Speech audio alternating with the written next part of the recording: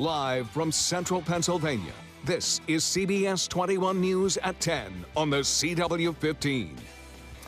The deep freeze is over, but take a look at this. Get ready for more snow, which is on the way. We could be in for a messy morning commute. If that weren't enough, ice chunks in the Susquehanna River causing some flooding concerns. Now all eyes are on the Swidera Creek.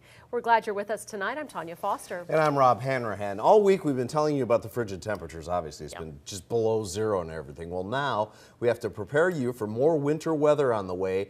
And on top of that, the threat of rising water. And we have live team coverage tonight. CBS 21's Evan Roman along the Swidera Creek and Chief Meteorologist Tom Russell along the Susquehanna River tonight. And we begin with Tom Russell, who's tracking the impending snow on the way and what's going on the river right there, Tom. Guys, this is absolutely incredible. I want my photographer to move over here. This stuff is moving as we're standing on it. We're right on the north end of City Island. I want you to see how big that ice is. It's literally pushing me over now. The water has come up about 3 feet just as I've been standing here. We thought at first it was just our lights starting to melt everything, but this ice is literally moving back behind me. It is moving like, I don't know if you can hear it, but it sounds like an incredible thunder as this ice is incredibly thick. It's moving very, very fast and obviously very, very dangerous. Can you see the trees behind me? This whole thing is moving as we're speaking. We're gonna have to salvage our lights. So real quick, I want to go ahead and show you that we're tracking that freezing rain advisory. We have some snow moving in overnight. It's going to change to rain in the morning. And then as we work our way into tomorrow, let's talk about that. 7 a.m. Oh my gosh, we're having to move because the ice is literally pushing us out of the way. 7 a.m., some snowfall, and 26 changing over to rain in the morning. By noontime, cloudy and 31. 4 o'clock.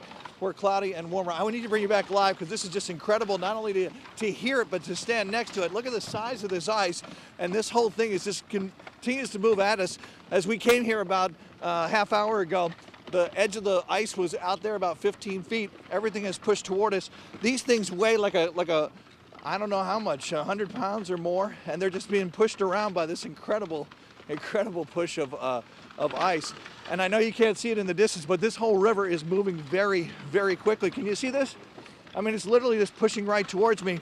I've had to creep closer and closer to the camera as it works its way toward us. Look at the size of this ice. You always wonder how thick the ice is. Tom, we can hear it. We can hear it crunching here in the studio. Can you hear it? Yeah, we can hear it. Tell us again exactly where you are.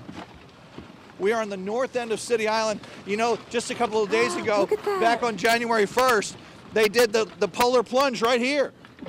So this is the kind of movement this ice has. Can you see the trees going down behind me? Yes. This is absolutely incredible. This ice is so powerful. The river itself is so powerful. Once this ice starts to move, and this is the real danger with river ice, once this starts to move, it just starts creating really big problems. I'm going to move out of the way so you can get a better shot here. Now, Tom, you said when you first got there, the ice chunks were past that tree we're seeing? Were they further out than that?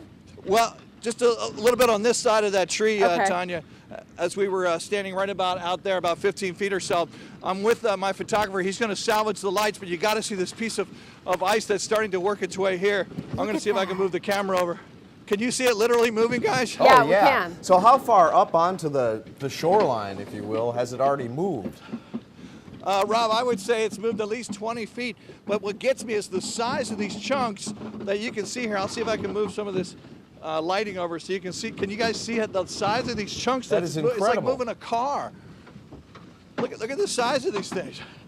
And as you stand here, you hear the rumble. It feels like an earthquake is what it really feels like. And the size of these chunks literally coming at us, we keep having to retreat. I can't believe how much this is moving. But notice that we've been talking about the river being way above, not the flood stage, but above average at about 12.5 feet. I'll get out of the way so you can see the light here. But these incredible pieces of ice. Now, Tom, I know you. It really scared us here. I know it just happened. We were listening to you just before the broadcast began, and we heard you all of a sudden say, express what was happening. It was just 5 minutes before we went on the air. The ice has started to move. What suddenly causes that to happen? Was the ice floating down the river, or did it break up? We literally thought it was the heat from our lights here. I'll see if I can stay in the light for you. We thought it was the heat from our lights just loosening up this immediate ice right in front of us. But what we realized is as we look back, the whole thing was starting to move. So somewhere, if you kind of picture we're on City Island, Wow, we're on City Island just south of Harvey Taylor. So somewhere maybe around the Harvey Taylor, everything started to move. And guys, this is the real danger with river ice, because once it moves, you can't stop it. And this is what we all remember from 1996 Tom, when it took out the Walnut Street Bridge. This is what we call the ice jams. This is what we're actually seeing it happen right now.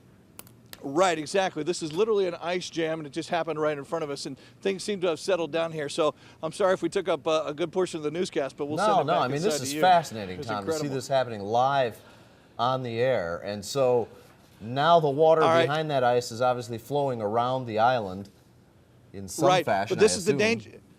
This is the danger, Rob, as we move forward in time, when we start to melt this, more of this is going to move. So you want it to melt in a slower fashion so that everything turns out okay. All right, this is what's happening live here on City Island. Again, the north side of City Island. And our colleague Eva Roman is over toward the Swidera Creek. Of course, we've had that flood watch there simply because all of this makes the river back up into some of the tributaries like the Swidera Creek. So let's check in with Eva live and see what's happening there.